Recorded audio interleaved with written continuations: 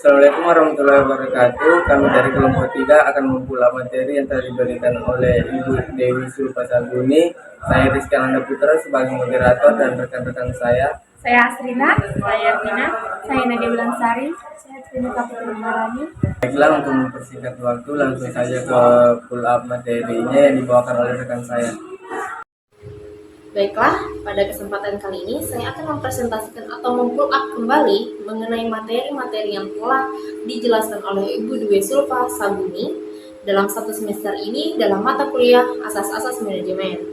Baiklah, yang pertama ada definisi manajemen. Definisi manajemen itu berasal dari 4 bahasa. Yang pertama bahasa Latin, yaitu manus yang artinya tangan. Kemudian yang kedua dari bahasa Italia yang yaitu manager atau mengendalikan. Terus yang ketiga manajemen yang artinya seni melaksanakan dan mengatur, itu berasal dari bahasa Prancis. Kemudian yang terakhir dalam bahasa Inggris yaitu to manage yang artinya mengatur.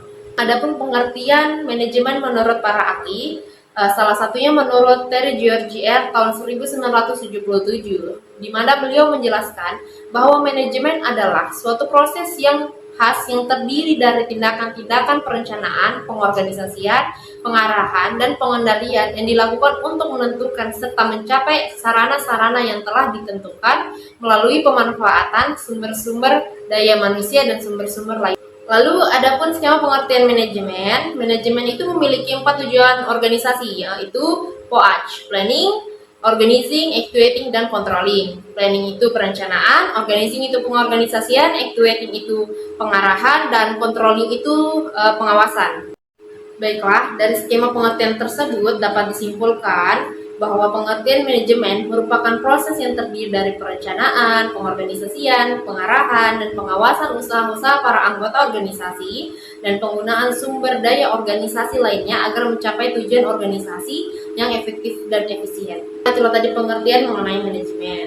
Manajemen juga memiliki fungsi dari beberapa para ahli, tetapi fungsi yang sering digunakan itu dari Georgier Terry, yaitu POAC, planning, organizing, dan actuating. Kemudian manajemen juga memiliki peran-peran. Peran-peran dalam manajemen ada 3, yaitu peran antar pribadi, internasional, dan pengambil keputusan. Manajemen itu dibagi menjadi 2, yaitu manajemen sebagai ilmu dan seni. Manajemen sebagai ilmu itu berfungsi untuk mencapai tujuan yang nyata dan mendatangkan hasil atau manfaat bagi kemanusiaan. Kemudian adapun manajemen sebagai ilmu. Manajemen sebagai ilmu berfungsi untuk dijadikan sebagai profesi atau pekerjaan pokok untuk menghasilkan upah atau gaji. Pada saat penggunaan manajemen sebagai ilmu ini tidak menerapkan fungsi dari Georgier Terry yaitu POAC, tetapi menerapkan fungsi dari James F. Steiner yaitu POL, di mana POL itu terdiri dari planning, organizing, leading, dan controlling. Selanjutnya, definisi manajer. Menurut Lester Robert Bittel dan Muriel Albers Bittel, seorang manajer didefinisikan sebagai anggota organisasi yang tugas, pekerjaan, dan tanggung jawabnya memerlukan pengawasan orang lain. Menurut Don Hellriegel dan John Slocum, manajer adalah orang yang mengalokasikan sumber daya manusia dan material dan mengarahkan operasi departemen atau seluruh organisasi. Menurut Stephen P. Robbins dan Mary Coulter, manajer yaitu mereka adalah anggota organisasi yang memberikan pengarahan kepada orang lain tentang apa yang harus dilakukan dan bagaimana melakukannya. Selain dari definisi, manajer dapat dikenali dari identitasnya, yaitu manajer adalah sebagai seorang pribadi yang diberkati dengan kemampuan dan kreativitas lebih dari umat manusia pada umumnya. Manajer bekerja dalam organisasi. Manajer adalah orang yang bertanggung jawab untuk mengelola sumber daya manusia dan sumber daya lainnya, dan bertanggung jawab atas pelaksanaan tugas-tugas orang lain untuk mencapai tujuan. Tingkat manajer. Tingkat manajer dari sudut pandang organisasi. Yang pertama, top manajer, bertanggung jawab atas keseluruhan manajemen organisasi. Yang kedua, middle manager, membawa dan mengarahkan kegiatan-kegiatan para manajer lainnya, juga karyawan operasional. Yang ketiga, first line manager, memimpin dan mengawasi tenaga-tenaga organisasi operasional. Tingkat manajer menurut tanggung jawab. Pertama, manajer fungsional, mempunyai tanggung jawab hanya atas satu kegiatan organisasi, produksi, pemasaran, personalia, dan keuangan. Kedua, manajer umum, mengatur, mengawasi, dan bertanggung jawab atas satuan kerja keseluruhan divisi operasi yang mencakup semua atau beberapa kegiatan fungsional satuan kerja. Tingkat manajer menurut cakupan otoritas. Manajer lini, orang secara langsung bertanggung jawab terhadap pencapaian tujuan atau sasaran organisasi atau menghasilkan keluaran. Manajer lini memiliki otoritas komando atau pemerintah. Manajer staf, orang yang dalam berbagai cara mendukung kerja dari kegiatan manajer lini dan tidak ikut secara operasional atau tidak memberikan kontribusi langsung dalam organisasi. Bertanggung jawab untuk fungsi perencanaan. Keterampilan yang harus dimiliki manajer. Yang pertama, technical skill atau keterampilan teknis. Kedua, human skill atau keterampilan manusiawi. Yang ketiga, conceptual skill atau keterampilan konseptual. Ya, saya Asrina. Di sini saya akan melanjutkan pembahasan materi yang telah dibawakan oleh rekan saya sebelumnya. Di sini saya akan membawakan materi yaitu sejarah singkat teori manajemen, yang dimana di ilmu manajemen telah ada sejak ribuan tahun yang lalu, yang dimana ditandai dengan adanya piramida Mesir. Praktik-praktik manajemen juga diketahui sejak tahun 1400-an tahun yang lalu di Venesia, Italia. Pemikiran awal teori manajemen juga dimulai pada abad ke-20.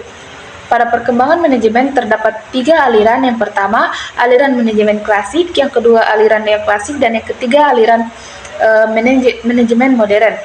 Yang dimana di aliran manajemen klasik itu menurut salah satu ahli yaitu Robert Owen, perbaikan kondisi kerja akan meningkatkan hasil produksi dan laba. Yang kedua, penekanan faktor manusia dalam produksi. Ada salah satu klasifikasi teori manajemen berdasarkan pemikiran para ahli manajemen klasik, yang salah satunya yaitu aliran klasik mendefinisikan manajemen sesuai dengan fungsi-fungsi manajemen. Yang kedua ada aliran neoklasik, yang menurut salah satu ahli yaitu Elton Mayo, aliran neoklasik menciptakan hubungan manusiawi yang baik. Manajer harus mengerti mengapa karyawan bertindak seperti yang mereka lakukan, dan faktor-faktor sosial dan psikologi apa yang memotivasi mereka. Yang ketiga, aliran manajemen modern. Menurut salah satu ahli yaitu Abraham Management, aliran manajemen modern itu menawarkan teori motivasi yang dikenal hierarki kebutuhan yang terdiri dari A, kebutuhan psikologis, yang kedua rasa aman, yang ketiga kebutuhan sosial, dan yang keempat kebutuhan penghargaan, yang kelima kebutuhan aktualisasi diri. Ada salah satu ahli yang memperkenalkan teori motivasi dengan menyajikan suatu pandangan tentang manusia dengan 2 ekstrim, negatif dan positif. Nah, 2 diantaranya itu dari teori X, yaitu manusia pada dasarnya tidak menyukai bekerja dan juga dimungkinkan berupaya menghindarinya. Sedangkan dari teori Y, manusia memandang pekerjaan itu sebagai hal yang mereka anggap bermain atau beristirahat. Dari teori X kembali, pekerja juga harus dipaksa, dikontrol atau diancam dengan hukuman untuk mencapai sasaran tertentu. Sedangkan dari teori yaitu sebaliknya, yaitu para pekerja akan giat menggerakkan dirinya sendiri dan mengendalikan diri sendiri. Juga mereka telah mengikat diri pada sasaran-sasarannya. Berikutnya kita akan membahas perkembangan manajemen dan aplikasinya. Dua diantaranya itu ada perkembangan ilmu manajemen dan aplikasinya pada komunikasi, yang dimana merupakan salah satu penerapan kegiatan manajemen dalam komunikasi yang menjadi bagian dalam penggerak aktivitas komunikasi guna mencapai tujuan komunikasi. Yang kedua ada perkembangan ilmu manajemen dan aplikasinya pada biaya, merupakan penerapan manajemen pada proses di mana perusahaan mengontrol dan merencanakan biaya dalam melakukan bisnis. Ini saya akan membawakan materi perencanaan. Nah, perencanaan ini merupakan pemilihan serangkaian kegiatan dan pemutusan selanjutnya apa yang harus dilakukan, kapan, bagaimana, dan oleh siapa.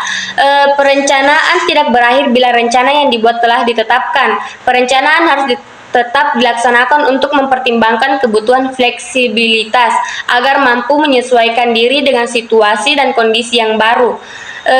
Ada beberapa tindakan atau langkah yang harus dilakukan dalam proses perencanaan, yaitu menetapkan tugas dan tujuan, mengobservasi dan menganalisis, mengidentifikasi alternatif, dan membuat sintesis. Manfaat perencanaan itu mengurangi ketidakpastian pada waktu yang akan datang, memberi arah dan perhatian pada tujuan organisasi, membantu memperkirakan peluang pada masa yang akan datang, memperkecil biaya, merupakan sarana untuk pengawasan. Ada juga organisasi. Dalam kehidupan sehari-hari, organisasi diartikan sebagai wadah atau tempat di mana melakukan kegiatan manajerial. Struktur organisasi dapat didefinisikan sebagai mekanisme formal mengelola organisasi. Struktur organisasi menunjukkan kerangka kerja dan susunan perwujudan pola tetap hubungan-hubungan di antara fungsi, bagian atau posisi maupun orang-orang yang menunjukkan kedudukan, tugas, wewenang, dan tanggung jawab yang berbeda dalam suatu organisasi. Beberapa faktor utama yang harus diperhatikan dalam menentukan struktur organisasi ada 3. Pertama, strategi organisasi.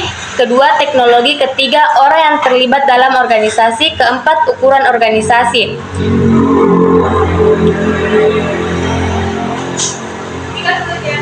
Prinsip-prinsip organisasi. Prinsip organisasi adalah pedoman bagi pendelegasian otoritas. Prinsip organisasi bertujuan agar organisasi berjalan dengan baik dan dalam rangka membentuk organisasi yang baik atau menyusun suatu organisasi.